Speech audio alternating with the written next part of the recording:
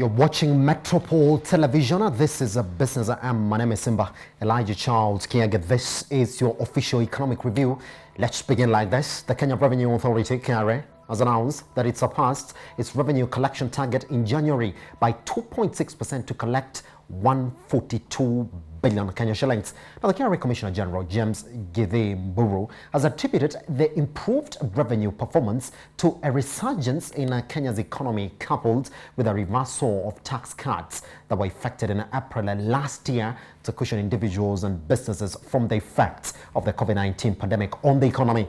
According to the KRA boss, revenue collected through the value-added tax VAT, which was raised to 16% from 14%, grew by 8.5%, which is an improvement from a decline of 19.8% recorded in December 2020. Corporation taxes, which reverted to the earlier rate of 30% from the lowered rate of 25%, registered a revenue collection growth of 44.4%. According to the KRA Commissioner General, this is equivalent to a performance rate of 119.4% against the target, denoting an improvement from the performance rate of 93.5% that was recorded in December 2020. He emphasized that the performance of a pay-as-you-earn payee continues to be affected by policy measures instituted in April 2020, which include the provision of a 100% tax relief for persons earning below 24,000 shillings per month,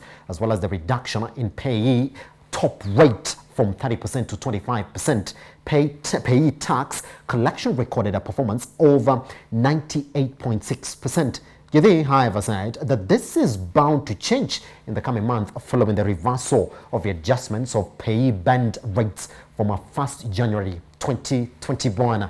In January, revenue collection by the Customs and Border Control Department stayed on a steady growth track, having surpassed its revenue collection target by 6.053 billion to collect 54.91 billion. This was achieved through a sustained daily average of non-oil revenue at 1.727 billion, marking the highest ever daily average collection for its custom rate. Now, looking at domestic taxes, they registered an improvement performance at 97.1%, which is said to be the best progress since the start of the COVID-19 pandemic.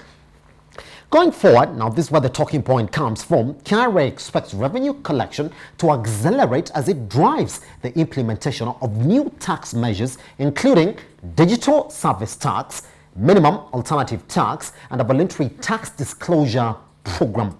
Joining us this morning to lay bare the optimism that KRA is expressing on their tax collection, we're joined by Reginald Kadzitsu, who's an economic analyst. Reginald, positive, albeit too soon. Is that what we can say?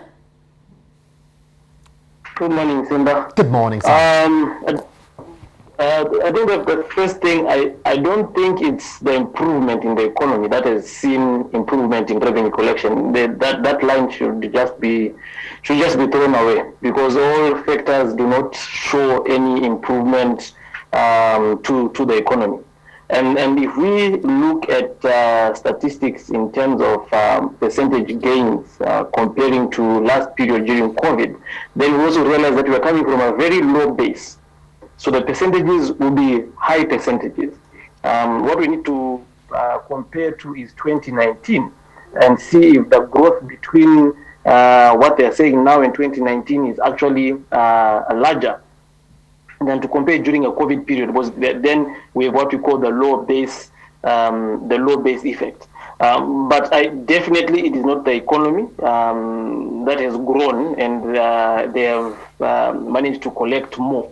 Because then if that was the case, the argument on PYE will not have held water, because then jobs will have been created. Even with the reduction that was there last year in PYE, then they should have still collected higher, because more people have been employed and more people are paying PYE, irregardless of the tax measures that had been put in place.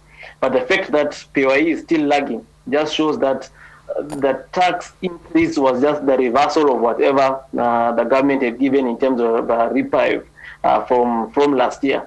And so, as he says, yes, once January, February, March, you definitely see higher PYE because the bands have gone back to what they were pretty much were before pre-COVID, pretty much, even as much as the 24,000 is still 24, 28, 24 is still untaxable. You still realize that the true effect of job losses will also come into play. That's a number we'll actually be looking at to see whether their PYE has recovered to the same level it was before. Because then that will actually tell us whether the jobs that were lost were recovered or people just got humongous salary increments like you Simba at Metropole. And so you're paying more PYE. I wish that was the possibility. All right, Reginald, let's look at what was their tax performance in 2019, 2020, and let's see exactly how the COVID-19 pandemic really hit their tax performance. All right, let's look at that data this morning.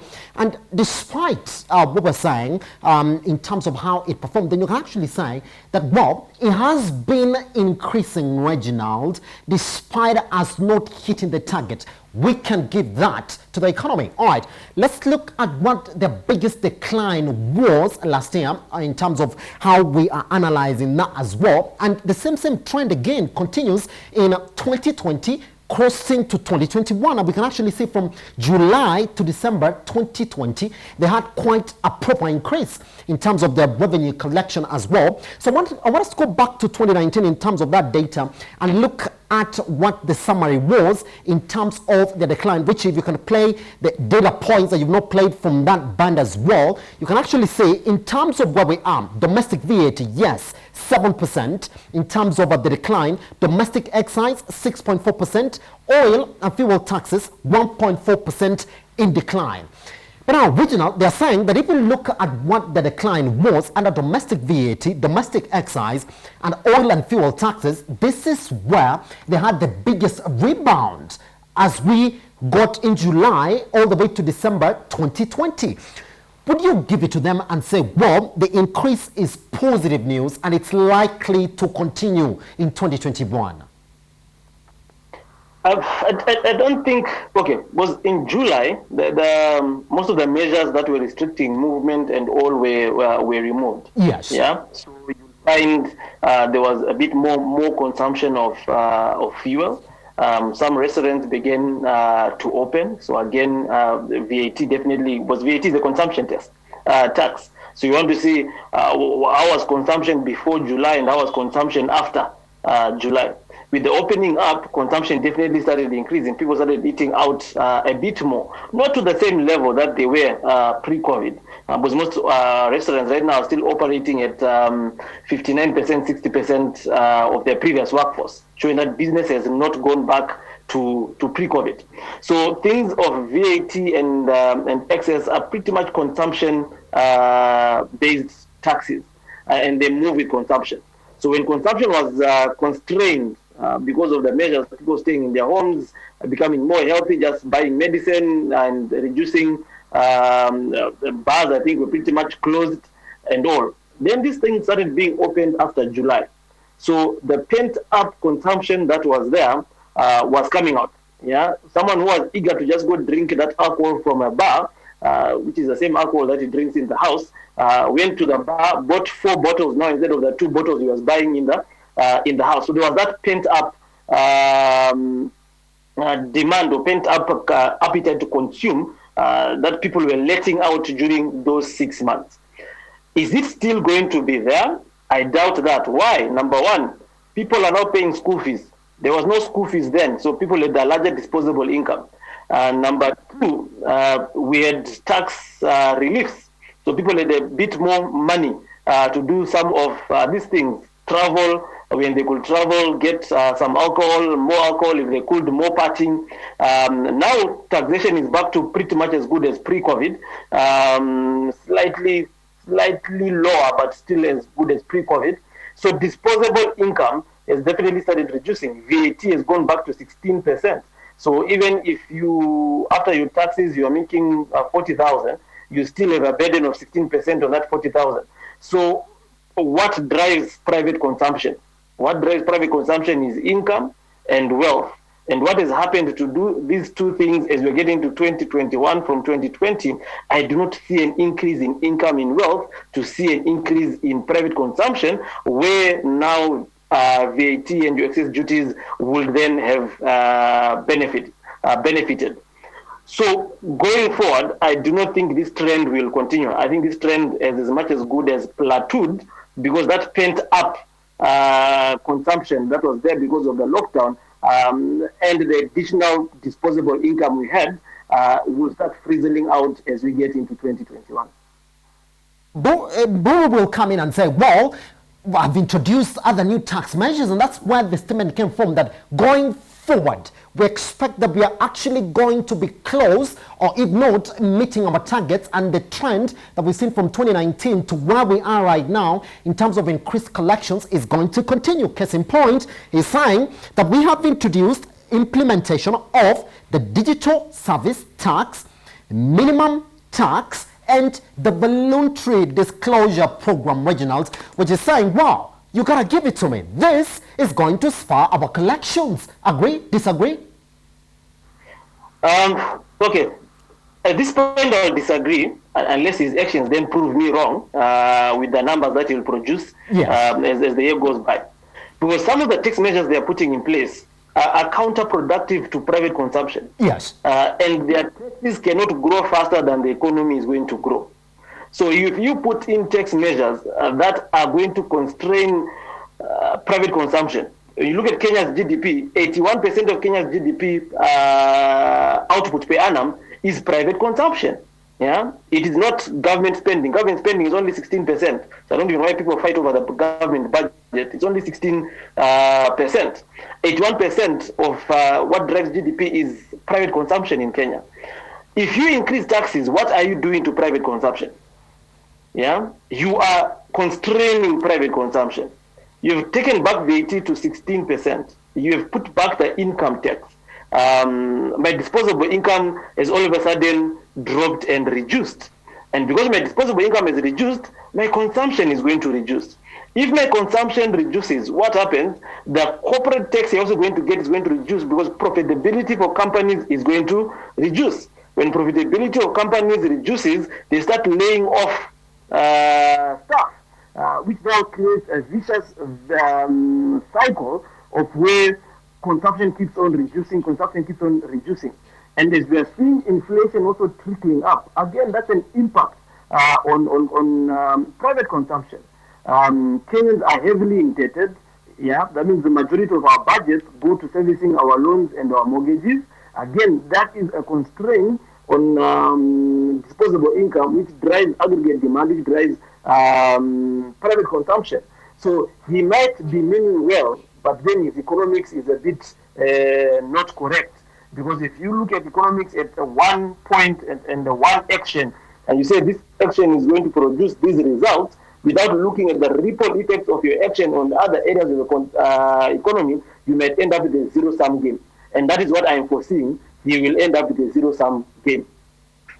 Pretty much, Reginald. I'll beg that we move on to the next issue that we have for you this morning. And at this point, I'd like to introduce into the discussion Philip Mangale, who's a leadership and governorship consultant. All right, it goes like this.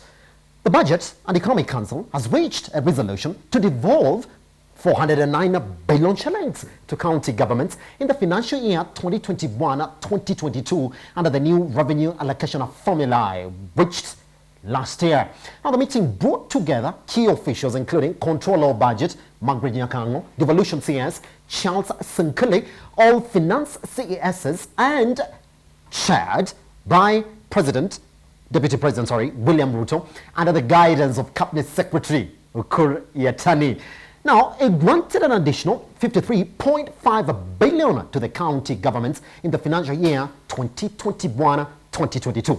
Now, the formula awards counties revenues based on their population, which they award 18%, health 17%, agriculture 10%, urban services 5%, roads 8%, poverty 14%, and basic share 20%.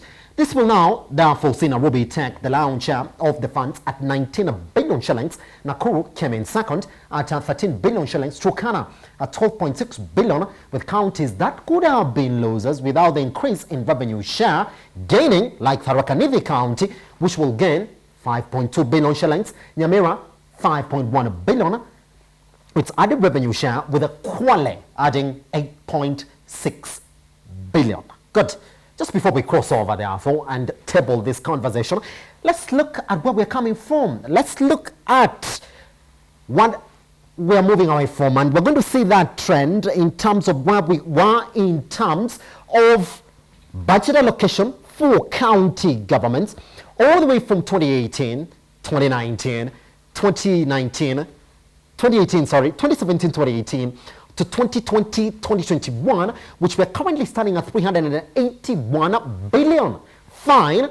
So you can say that despite the cries to increase the revenue share to the counties, we have been on an upward trajectory. So top three and top three bottom in terms of contribution to a GDP. So in terms of what are the poorest counties in terms of revenue generation, we've seen then Nairobi again comes first, and going all the way to Isiolo County at just 0.2% in terms of GDP contribution. Fine. Philip, I would like to say again, I would like to start from this perspective, because I would not ask you again about that man, William Ruto, on his turnaround in terms of that contribution to county governments. But let me start from that. Should we celebrate this news this morning? Thank you for having me, Simba. For me, it's not a matter of celebration, because this was bound to come. In fact, my views on the revenue sharing formula that was discussed and was very heated last year was that this formula does not take into account the constitutional requirement of equitable sharing of revenue. Because if we took into account what the constitution provides, then we should have had more money going into the counties, and we will not have had great disparities across counties. If you look at the counties that are receiving most funds from this formula compared to counties that are receiving less, there is a huge disparity. Yet most of these counties do not differ so much in population. So it's not a question of celebrating the allocations. I think we must also look at how the counties are absorbing these funds, because comparing to 2010, 2013, and going on up to where we are now, counties have had an increase in the places that expenditure is supposed to be devolved into. You have counties that have developed infrastructure in terms of health, and so even when funds are increasing in that sector, in the health sector, you have hospitals that will now be feeding off these resources. So in as much as the amounts have increased exponentially over time, we have also seen expenditure rise. So it's not just a question of counties receiving so much money, but it's also a question of that money going for specific expenditure. The recurrent expenditure has shot up, comparing 2013 to 2021, for example.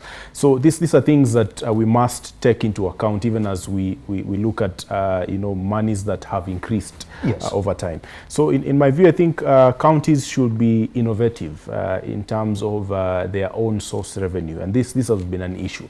We have counties that are still depending on the conventional revenue sources. A county like Nairobi, for example, still depends solely on taxes, on rates and rent, and those kinds of things. And on-source revenue is quite an issue.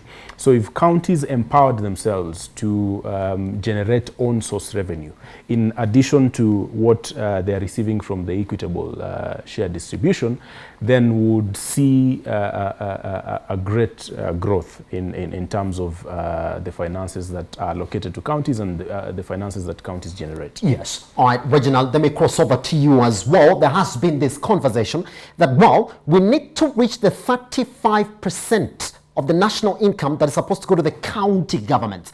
And then within the original, there's this conversation within the BBI that, well, which we expect will go through as people would hope. Now, 70% of this expenditure, then therefore that goes to the counties, should go directly into development. But Reginald, let me take you back to a note from the control of budgets, Margaret Nyakango's office. It was also part of that meeting that released this 409 billion shillings to the counties. She said, with note, that the Public Finance Management Act is not a thing for the counties because some of them are actually spending more than 35% of this money in payments as well.